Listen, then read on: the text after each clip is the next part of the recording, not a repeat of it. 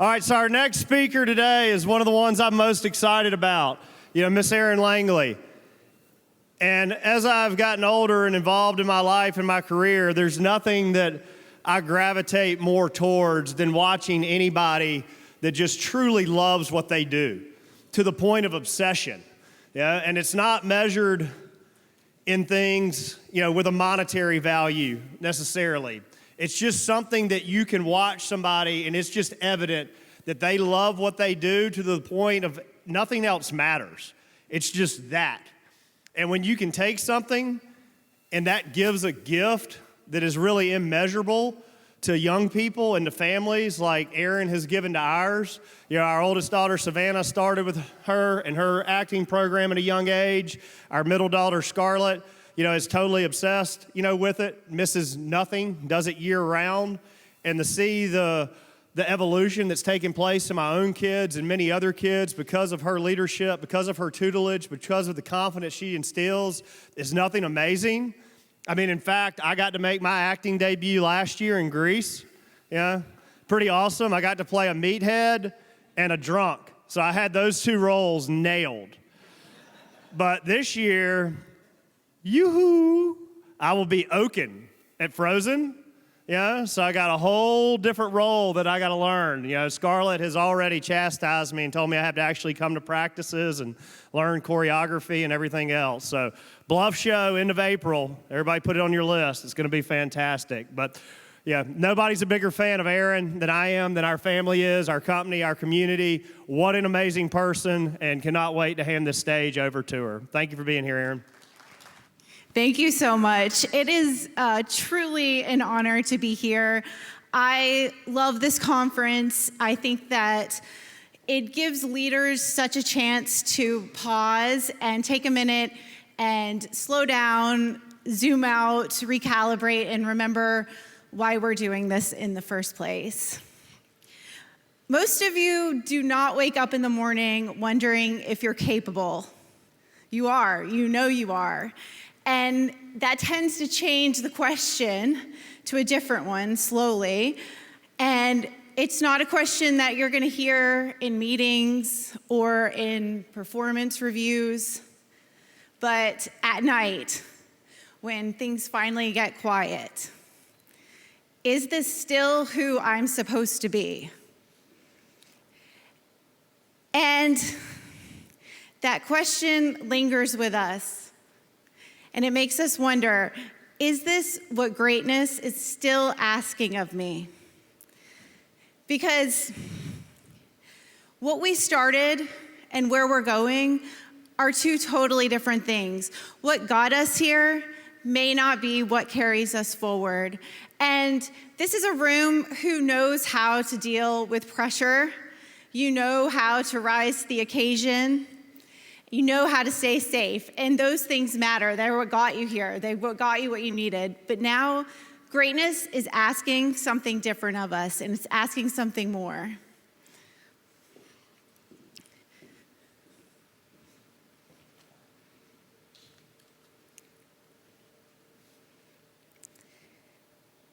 I want to show you something. Let's see if I can get to it. There's a difference between being successful and being fully alive. And I know when I saw this, I thought it was a little funny at first. I had to laugh to myself because my first thought was, which of these is not like the others? And it's true. I am not an athlete. I am not military. I'm not a developer, and I haven't scaled a company to 9 figures. I am a theater director. But I live on the fault line of fear. Every single day, in everything I do, leadership is put to the test live. Some of you may have seen Grease that we had done on a Saturday night. I had thousands of people in the audience. I had a stage of actors. They were dancing in grease lightning, no less, set in downpour. And those are the type of things that we can't plan for, and that is where I live every single day. You know, I live where the power goes out in the middle of a performance and actors have to decide whether they are going to keep dancing. I get to have my productions in front of thousands of kindergartners who are a much tougher audience than adults, and they will tell you within 30 seconds whether they appreciate your performance or not. I have students who have practiced their lines and suddenly forget them on stage. And that is where our leadership lives. It lives in the moments where we don't know what the outcome is going to be, and we keep pushing forward anyway. This is leadership without a pause button. There's no backup, there's no warning. It's just no pretending how things are going to come up. When the lights are up, leadership gets real. Every performance, every opening night is a live experiment when things do not go according to plan.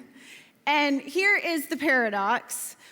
What we're doing should not be working by any rational means.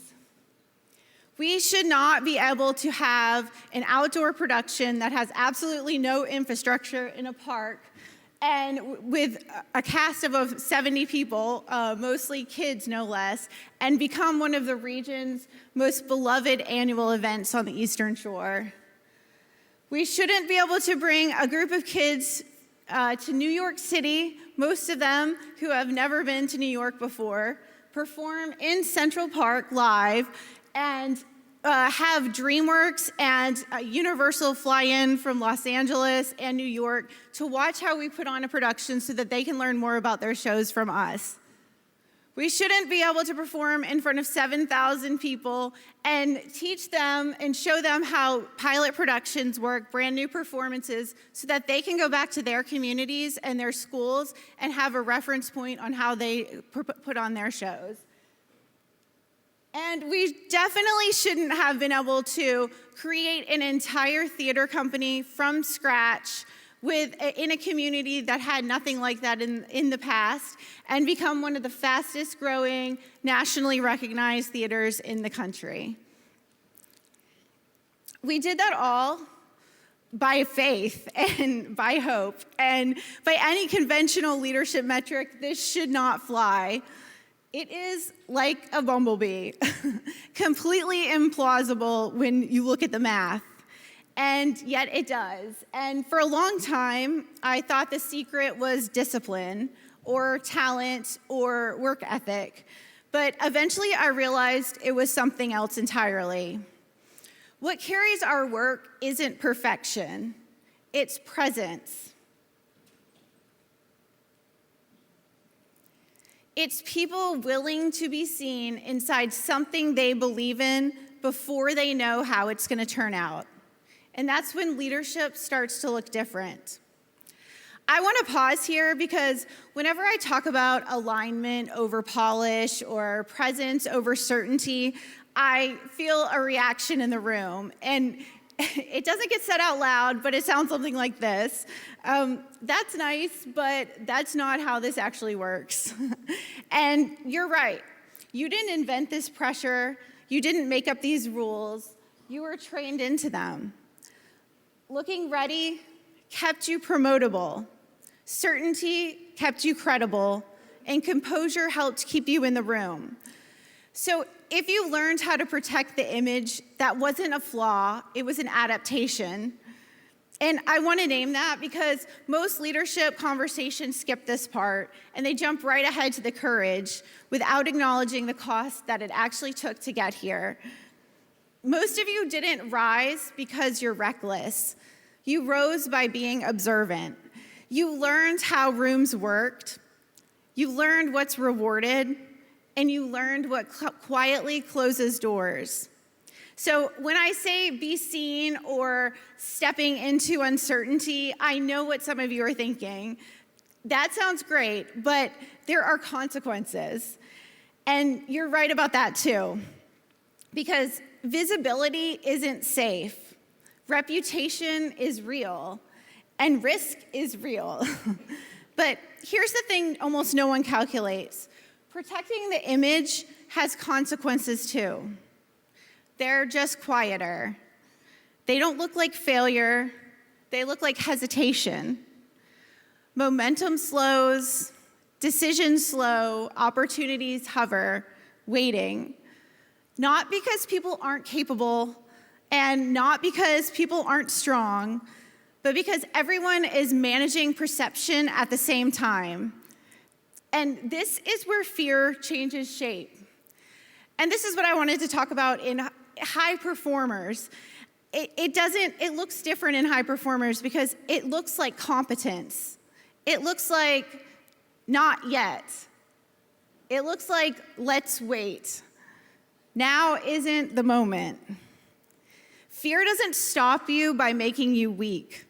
It stops you by making you careful. And the higher you go, the more reasonable that carefulness feels.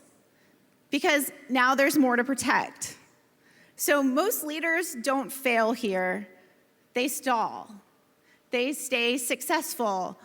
They stay respected. They stay intact. But something stops moving.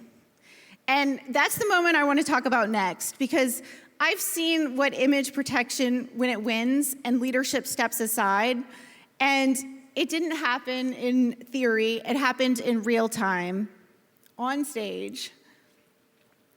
So 2 weeks before one of the biggest shows that we had done, we had everything going strong. We had about 4,000 tickets sold already. Our costumes were done. Our sponsors were locked in. The machine was moving forward. And suddenly I had an issue.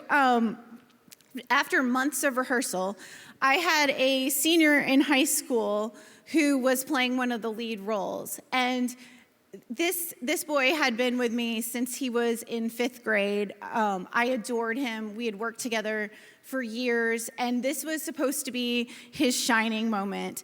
And he was suddenly hospitalized with acute kidney failure. And I did something that I don't normally do. I had staged this entire role around him, so I had no understudy who could live up to his potential. I had staged the entire show. He's an incredible dancer, and so the show was like the highest level dance you could get. No one else could do that. And he was charismatic and just full of life, and generally I would have someone who's like an understudy for that part, and I just had nobody who was up to his potential because I wanted, my thought when that was that I was gonna let him shine for his very last performance.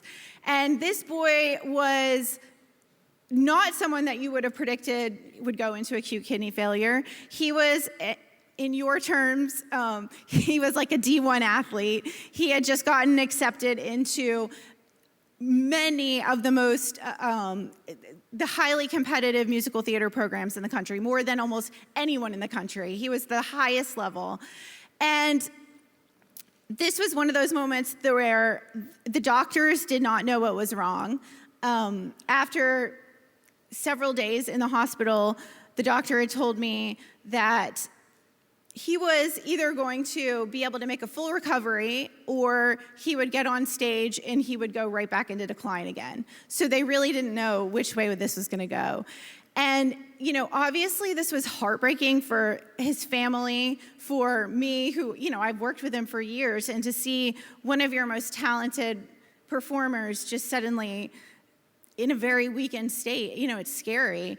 And also for the 70 cast members that I had that are all depending on this, and my nonprofit company that's also about to put on the show, and now we don't have a lead actor in 2 weeks away. So it was a scary moment, and it was one of those moments in leadership where it gets absolutely silent. Those moments, I think that a lot of times we have a lot of voices around us and a lot of people who want to give us their opinion, but then when something actually doesn't have an answer, everyone kind of falls away. And I was left in a situation where either I was going to make the wrong decision and, it was not going to be good for our theater company, or I'd make the right decision and I'd figure something out and no one would even know any of this was going on because, that's what happens when you do it right. Nobody knows. And so I had an idea and I called one of my college students, a college alumni, he was also a great dancer. And I said, look, I would love for you to come in and learn this role. I don't know if our senior is going to be able to perform it or not, but if you could come in and learn it, it would really help me. And so he said, yes, ma'am, I will. And I will, he got it okayed with all his professors. He, was planning on missing school. It was all great. He came in, we had one last rehearsal. It was 7 hours on a Saturday before we started moving into the Bluff.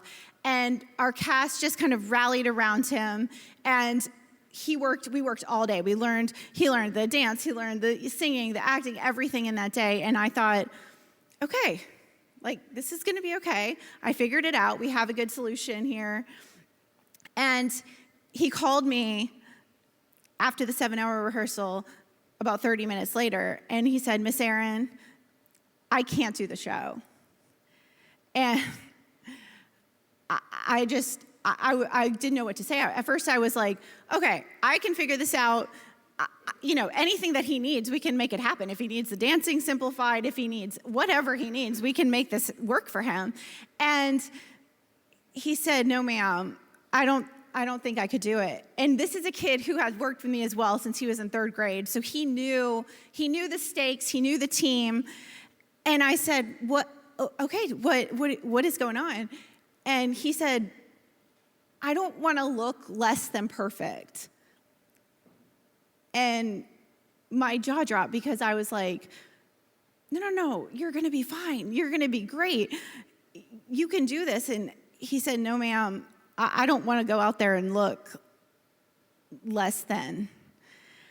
And it was in that moment that I heard him, and I heard, this wasn't the leader that we needed going forward. He didn't want to do it. And my story is not to make him the villain here.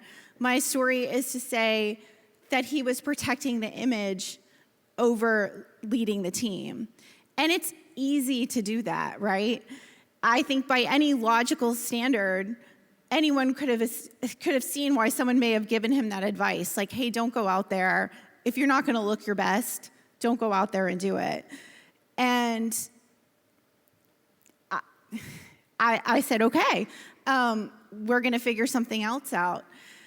So went back to rehearsal, and here I am having to look at the eye of 70 people who are ready to put this thing on without the lead actor.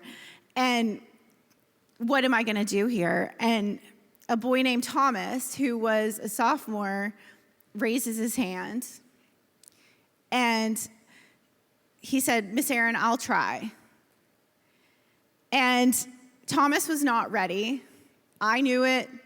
He knew it. But it didn't matter. He was willing. He was willing to look imperfect. And I said, okay, let's give it a shot and let's see what happens.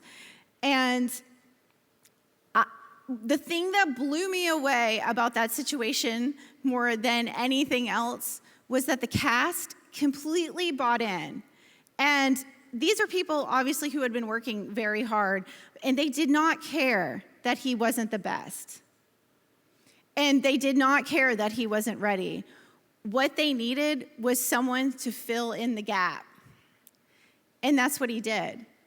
And the story here is not about how Thomas went on to be the lead and, make the show perfect. That wasn't actually what happened at all. Thankfully, our senior was able to come back, and he was able to perform at about 80%, which no one in the audience could tell that he had just gone through that whole thing. But Thomas did the thing that I think we hesitate to do. He was willing more than he was ready.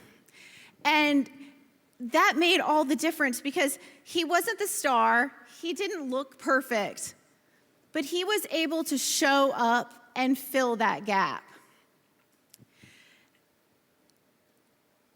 I think that sometimes we miss that. We forget that being the person who's not afraid to show up is what gets our team from point A to point B. We don't always need to be perfect. We don't always need to be the one with the best resume, the best looking, the person that could fill in the blank the best. We need to be the person who's willing to look like we're not ready. At the beginning of this, I said, one of these is not like the other in reference to the picture of me. And I think that also goes for Thomas. He was the one that wasn't like the others. And I would like to ask you, who is it on your teams that may not look like the others? Who's the person on your team who may not look the best, but who's ready to stand in that gap? And where, I would ask you too, are you ready to stand in that gap? You know, the thing about leadership at this level and high performance at this level, it's when the scary thing calls us, it calls us in the middle of the night, and it calls us when no one else can hear. And so you're the only one who actually knows if you're answering the call of greatness. And I would leave you today with the thought that it is risky. It is risky to be seen becoming. And it does come at a cost. But it's also our invitation. Thank you.